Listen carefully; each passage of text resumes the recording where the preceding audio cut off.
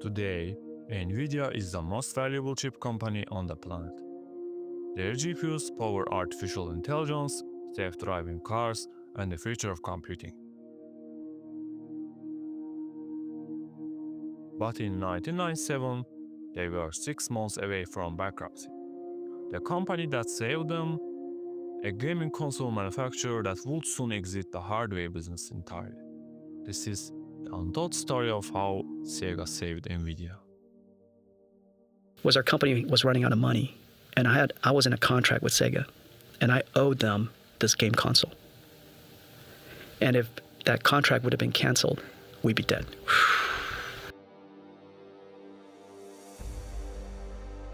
1995, the 3D graphics revolution is beginning. Companies are racing to build chips that can render 3D worlds for gaming. Nvidia, founded just 2 years earlier, releases their first product, NV1. There is just one problem. While every other company is building chips based on triangle rendering, Nvidia's engineers choose a different path, quadratic surfaces. It was technically elegant, but completely incompatible with the games developers were making.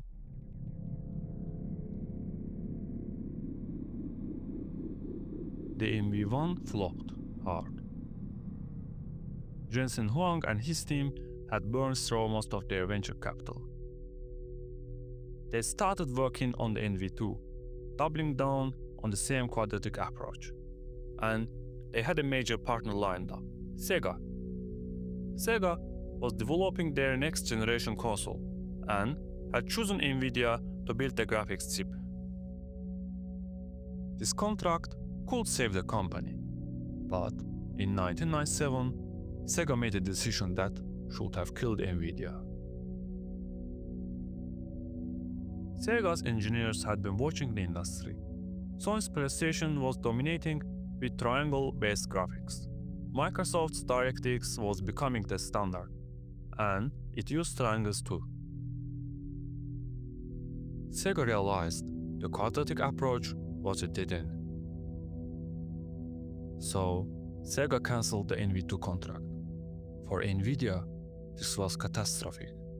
They had spent over a year and most of their remaining capital on the NV2. The chip was nearly complete, and now it was worthless. Most companies would have died right there, but what Sega did next changed everything. Sega did not just cancel the contract, they made Nvidia an offer. Sega still wanted Nvidia's technology, but redesigned. They would fund the development of a new chip, one built on industry-standard triangle rendering, and Nvidia would have just 6 months to build it. It was an impossible deadline, but Nvidia had no choice. The team worked around the clock. They took everything they had learned from the NV1 and NV2 failures and rebuilt from scratch. And by 1997, they delivered. The chip they created was not for Sega's Dreamcast. Sega ultimately chose a different vendor for their console.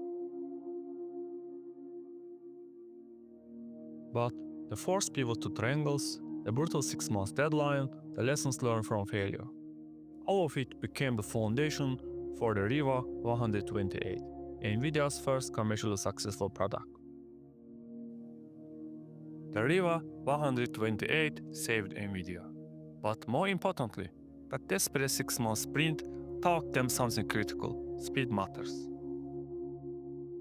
Using the lessons from that pivot, Nvidia released the Riva TNT just a year later. Then, the GeForce 256 in 1999, the world's first GPU. They established a pattern of rapid innovation that continues today. Every chip, every sprint, every risk, they were shaping the mindset and the tools that, years later, would unlock the potential of parallel computing and AI. Sega's Dreamcast launched in 1998. It was innovative, ahead of its time, but ultimately a commercial failure. By 2001, Sega exited the console business entirely.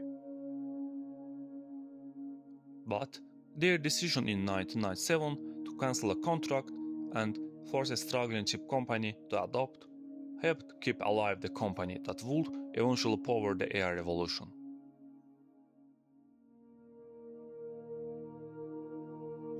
Sometimes, the companies that shape the future are not the ones that survive. Sometimes, it's the brave decisions, like saying no, that set the course for everything that comes next. This is the hidden history of technology, where failure and success are separated by a single decision, and where the losers sometimes create the winners.